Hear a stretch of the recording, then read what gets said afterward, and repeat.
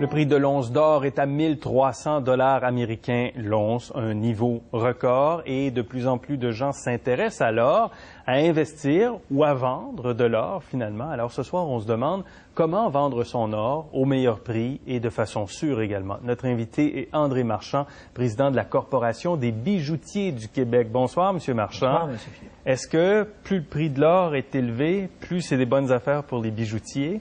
D'un côté, oui, d'un côté, non. Alors, c'est sûr que pour les designers ou les personnes qui créent les bijoux, ils vont s'efforcer d'avoir des bijoux plus légers, qui auront une belle ligne quand même, et qui vont pratiquement pas modifier le coût du bijou. Donc, on en met moins un peu, mais pour le même prix. Pour le même prix. Parce que si on augmente les prix, c'est la clientèle qui... On arrive à un niveau parfois que si les gens... on voudrait pas que les gens puissent se poser la question, est-ce que je vais payer mon loyer d'abord, payer la nourriture ensuite, puis après ça, si j'y m'en reste, j'achèterai peut-être un bijou en or. On aimerait bien que ce soit comme ça, mais c'est pas tout à fait ce qu'on vit présentement. Alors, pour les gens qui nous écoutent présentement, on achète de l'or? Est-ce que c'est un bon achat, c'est un bon placement? Ou est-ce qu'on vend son or? C'est le temps de vendre. On va commencer par ceux qui veulent vendre. Oui. Alors, c'est vraiment le temps, oui. Le prix qui est offert sur le marché pour ceux qui vendent leur valeur. Mais faisons quand même une exception. C'est que si c'est des bijoux qui sont encore beaux, qui ont une valeur intrinsèque, des soumis de famille et autres, c'est à conserver d'abord. Moi, je dis toujours, vendez, oui, mais des choses que vous ne portez plus, qui traînent dans les fonds de tiroir. Apportez votre art, demandez des prix à des bijoutiers qui sont reconnus, intègres, qui sont, moi je dis pour ma paroisse, je dis toujours des bijoutiers membres de la corporation parce qu'ils ont une éthique beaucoup plus sévère que la plupart des bijouteries parce qu'ils sont reconnus par la corporation. C'est quoi? C'est un code d'éthique. C'est un code d'éthique que vous vous donnez? Oui. Bon. Mais on voit des publicités présentement à la télévision où on est dit, mettez vos bijoux dans une enveloppe, envoyez-nous ça, puis on va vous retourner de l'argent, puis on a des belles piles de dollars, puis de 50 et de 100 $. Est-ce que ça, est-ce que c'est correct de faire ça? Écoutez, on ne peut pas empêcher qui que ce soit de faire ce qu'ils veulent, parce qu'il n'y a aucune limite dans le marché. Vous faites ce que vous voulez, faites-vous pas prendre si vous faites ce qu'il ne faut pas. Alors, c'est un peu ce qui se passe. Plusieurs des personnes, ils ont eu des tests qu'on a fait, la corporation comme telle.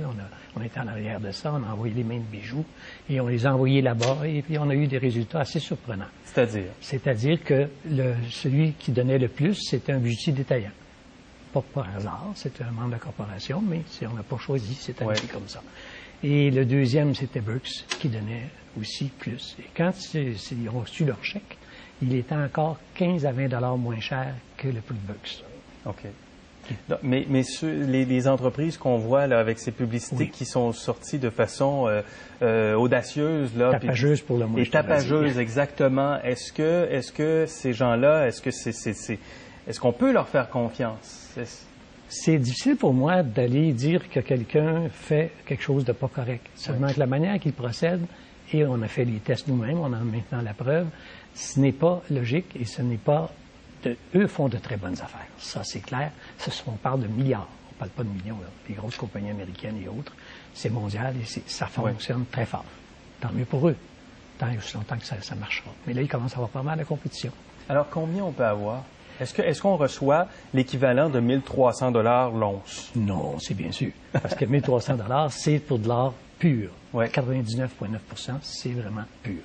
Et c'est à ce moment-là, c'est de l'or qu'on achète en grains, le lingot, pour être recoulé et former des alliages de 10, 14 ou 18 carats. C'est l'or qui est présent. Mais par rapport aux 1300 $ l'once, combien on peut avoir de l'once si on prend la même mesure en ce moment dans le marché? Tellement... C'est pas parce que je ne vais pas vous répondre, M. Fillon. Hein, je n'ai rien à cacher. Je vous écoute. Seulement que je vais être sérieux aussi, c'est que tout dépend de 3 facteurs. Le poids de l'or, le carat, c'est-à-dire la qualité, si c'est 10 carats, c'est 10 parties de métal d'or, d'or fin, et 14, je m'excuse. Allez-y. Alors, donc les carats, la pesanteur, et s'il y a des pierres ou non. OK. Ça, c'est très important.